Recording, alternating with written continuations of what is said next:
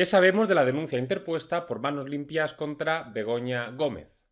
Vamos a verlo. La asociación Manos Limpias, conocida por su intervención en otros procesos mediáticos, ha interpuesto contra Begoña Gómez, la esposa de Pedro Sánchez, una denuncia al entender que ésta ha cometido un delito de tráfico de influencias. Básicamente se señala en la denuncia que Begoña Gómez se aprovechaba de su condición de mujer de presidente del gobierno para recomendar a empresarios que se presentaban a licitaciones públicas. Y, en este sentido, se citan dos ejemplos en la denuncia, el de Carlos Barrabés y el de Víctor de Aldama.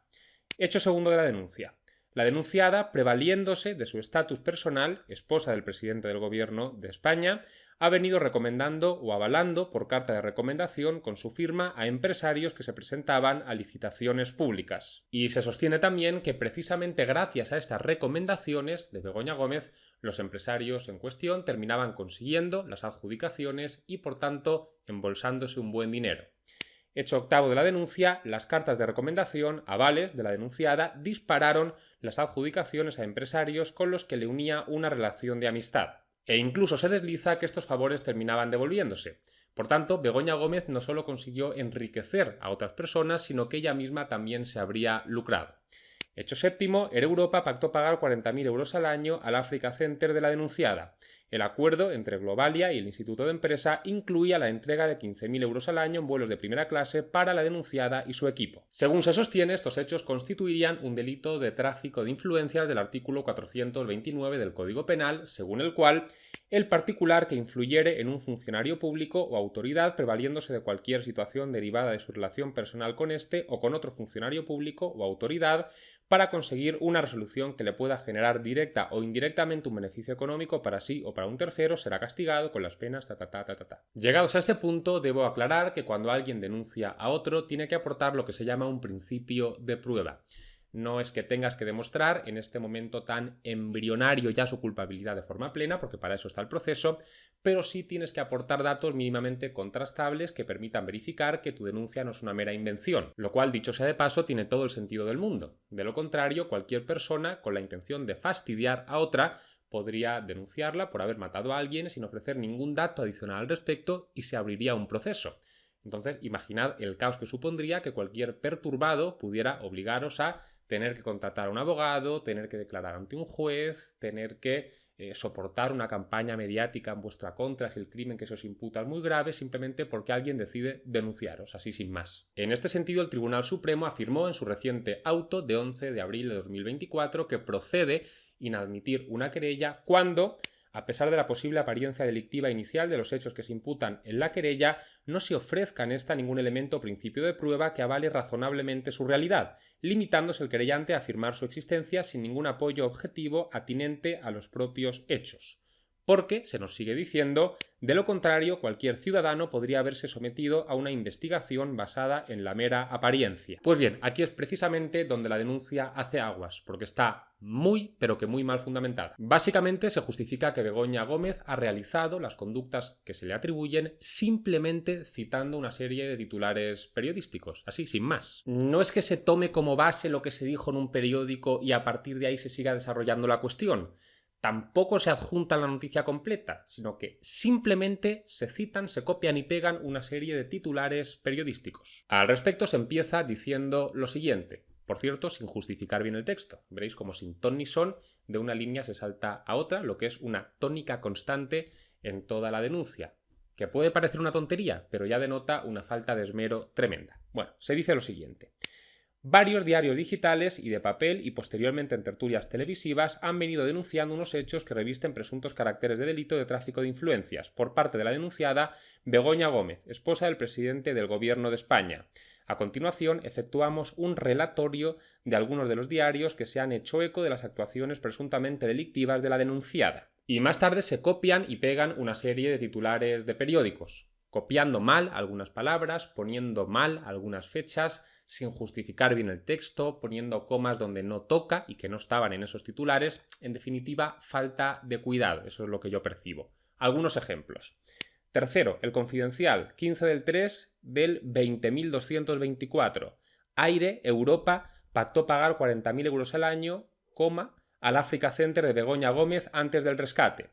Cuarto, Voz Populi, 2 del 4 del 24. El gobierno de Sánchez adjudicó 18,8 millones de euros a la empresa que recomendó un salto Begoña Gómez.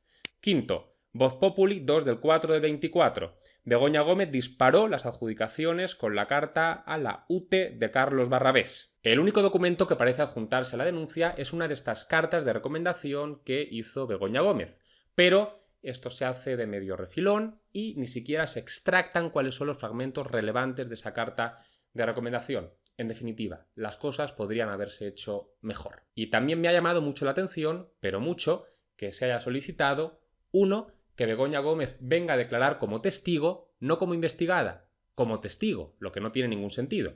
Y punto número 2, que también se cite para declarar a los titulares de los medios periodísticos que se han citado, sin indicar cuál es el nombre de estas personas, en qué domicilio se les puede notificar, en definitiva, desidia, lo que os vengo diciendo hasta ahora. Entre las diligencias a practicar se solicita la testifical de la denunciada, Begoña Gómez, y de los responsables de los medios digitales que han publicado las notitias criminis. Son tantos los fallos y tanta la desgana que uno casi siente que esto se ha hecho mal adrede. Parece ser que con posterioridad Manos Limpias ha aportado un informe sobre 4 contratos supuestamente irregulares, lo que de nuevo me hace preguntarme por qué no se adjuntó esto ya con la denuncia. ¿Por qué te esperas? Si os soy sincero, no entiendo nada. Dicho todo lo cual, cabe preguntarse, ¿qué ha pasado y qué es previsible que pase con esta denuncia? Pues bien, el Juzgado de Instrucción número 41 de Madrid admitió a trámite la denuncia y el Ministerio Fiscal ha recurrido esta decisión en cosa de 24 horas, sorprendentemente rápido. Yo jamás he visto que en ninguno de mis casos actúe el Ministerio Fiscal con tanta celeridad. Supongo que será una casualidad. Al respecto, aclaro que el Ministerio Fiscal tenía 2 opciones a la hora de recurrir. Opción número 1, recurrir esta decisión ante el propio Juzgado de Instrucción número 41 de Madrid, recurso de reforma, y si éste no le daba la razón, recurrir esta decisión a su vez ante su superior jerárquico, que es la Audiencia Provincial de Madrid, recurso de apelación, o bien recurrir directamente esta decisión ante la Audiencia Provincial de Madrid, recurso directo de apelación. Y pudiendo elegir entre estas 2 opciones, el Ministerio Fiscal ha optado por saltarse al Juzgado de Instrucción y recurrir directamente ante la Audiencia Provincial para que sea esta la que decida. Algunos os preguntaréis por qué el Ministerio Fiscal, teniendo 2 balas, ha decidido renunciar a una de ellas. ¿Por qué, pudiendo recurrir algo 2 veces, en reforma y en apelación, ha optado por recurrirlo solamente una vez, ante la Audiencia Provincial en apelación? Porque, matiz, si vas directamente a la Audiencia Provincial, luego ya no puedes hacer marcha atrás y solicitar que el propio Juzgado de Instrucción resuelva un recurso que tú le presentes. No, ya estás renunciando a esa posibilidad. Pues bien, esto en la práctica suele hacerse por un motivo que no sé si es el que ha movido al Ministerio Fiscal en este caso a actuar de este modo, pero yo diría que sí. Tened en cuenta que el recurso de reforma se plantea frente al mismo juez que acaba de adoptar una decisión, por lo que no suele prosperar.